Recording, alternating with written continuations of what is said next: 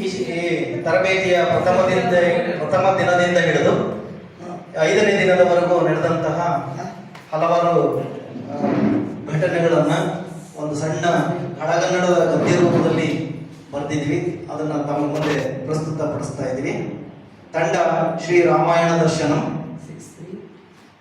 ಈ ಜಂಬೂ ದ್ವೀಪದ ಭರತ ಕ್ಷೇತ್ರದೊಳ್ ಕರ್ನಾಟಕವೆಂಬುದು ನಾಡಲ್ಲಿ ಚಿತ್ರದುರ್ಗವೆಂಬ ಕೊಳಲೊಳ್ ಡಯಟ್ಮೆಂಬ ತರಬೇತಿ ಸಂಸ್ಥೆ ಇರ್ಪುದು.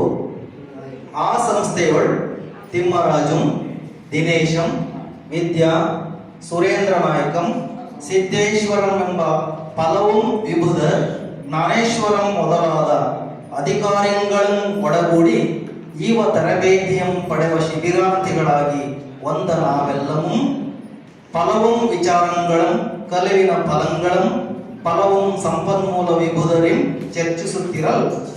ಪ್ರಥಮ ದಿವಸಾದಿ ಪಂಚ ದಿವಸಂ ನಾನಾ ವಿಧದ ಪರೀಕ್ಷೆಗಳನ್ನು ಸಮೀಕ್ಷೆಗಳನ್ನು ವಿಶ್ಲೇಷಿಸುತ್ತಿರಲ್. ಅದರೊಳ್ ಕನ್ನಡ ಭಾಷೆಯೊಳ್ ಅತಿ ವಿರಳ ಸಾಧನೆಗೈದುದರಿ ಫಲவும் ವಿಭುಧರ್ ಅಧಿಕಾರಿಗಳು ಬೇಸರಿಸಲ್. ಅದಕ್ಕೆ ಪ್ರೋತ್ಸಾಹಕವಾಗಿ ಫಲவும் ಕಲಿಕಾ ಫಲಗಳನ್ನು ಬೋಧನೆಯೊಳ್ ಅಳವಡಿಸಿಕೊಳ್ಳಬೇಕು. ಬೋಧನೆ ಮಾಡಲಿಕ್ಕೆ ಅನುಕೂಲವಾಗಲೆಂದು ನಾವೆಲ್ಲಂ ಕೇಳ್ದುಂ ಪೇಳ್ದುಂ ಚರ್ಚಿಸುತ್ತಂ ಎಮ್ಮ ವರ್ಗ ಕುಟೀರದೊಳ್ ಅವುಗಳೆಲ್ಲವೂ ಭವಿಷ್ಯದೊಳ್ ಅಳವಡಿಸಲು ನಿರ್ಣಯಿಸಿದೆವು.